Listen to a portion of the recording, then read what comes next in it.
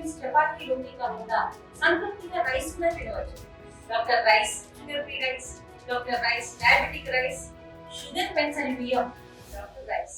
కడప జిల్లాలో అట్టహాసంగా మహానాడు కార్యక్రమం స్టార్ట్ అయింది. మనతో మాట్లాడడానికి నంద్యాల జిల్లా అధ్యక్షుడు, టీటీడీ బోర్డు మెంబర్ రాజశేఖర్ ఉన్నారు. సార్ చెప్పండి, ఈరోజు మహానాడు కార్యక్రమం ఎలా జరుగుతుంది? అసలు నంద్యాల జిల్లా నుంచి ఉమ్మడి కర్నూలు జిల్లా నుంచి ఎలాంటి ఏర్పాటు?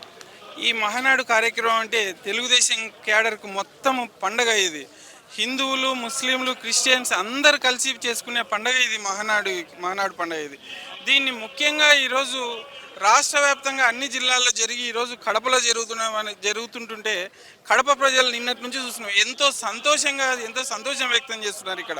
ఎందుకంటే ఇన్ని రోజులు ఇక్కడ గత కొన్ని ఏళ్ళుగా ఇక్కడ ఒక దుర్మార్గుల పాలన నడుస్తుంది, దుర్మార్గం కుటుంబం పాలన నడుస్తుంటే ఈరోజు స్వచ్ఛందంగా ఇక్కడ ప్రజలు స్వచ్ఛందంగా వచ్చి వేల సంఖ్యలో ఈరోజు ఓన్లీ ఇన్వైట్ తీసుకుంటే ఉన్న కూడా అట్లాంటిది సామాన్యమైన ప్రజలు కడప నుంచి వేల మంది ఇక్కడికి వచ్చినారంటే వాళ్ళలో ఎంత సంతోషం ఉంది అనేది మేము ఈరోజు గమనించినాము.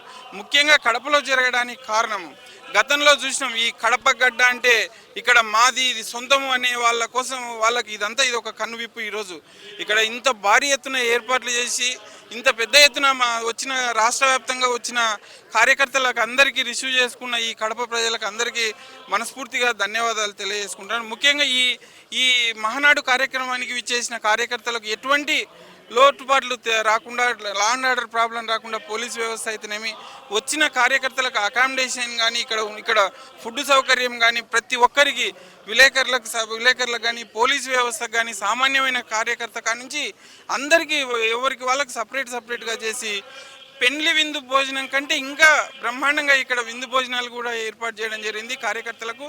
అదేవిధంగా గడిచిన 5 సంవత్సరాల్లో ఏదైతే మన పార్టీకి సంబంధించిన కార్యకర్తలు ఎంత చనిపోయిన వాళ్ళకు కూడా ఇది మహానాడు వేదికగా వాళ్ళ కుటుంబాలకు ప్రగాఢ సానుభూతి చెప్పి శాంతి ఒక 5 నిమిషాలు మౌనం కూడా పాటించడం జరిగింది. ఈరోజు సారు స్పీచ్లో చూస్తుంటే కూడా కార్యకర్తలు ఎంతో ఉత్సాహంగా ఈరోజు చాలా ఉత్సాహంగా ఉన్నారు. రాబోయే 5 సంవత్సరాల్లో ఎటువంటి కార్యాచరణ అనే దాని మీద కూడా ఈరోజు డిస్కషన్ జరుగుతుంది. చాలా సంతోషంగా ఉన్నారు క్యాడర్. వైఎస్ఆర్ జిల్లాగా పేరు మార్చి వైఎస్ఆర్ కడప జిల్లాని పెట్టడం పైన వైసీపీ నాయకులు పెద్ద ఎత్తున విమర్శలు చేస్తున్నట్టు.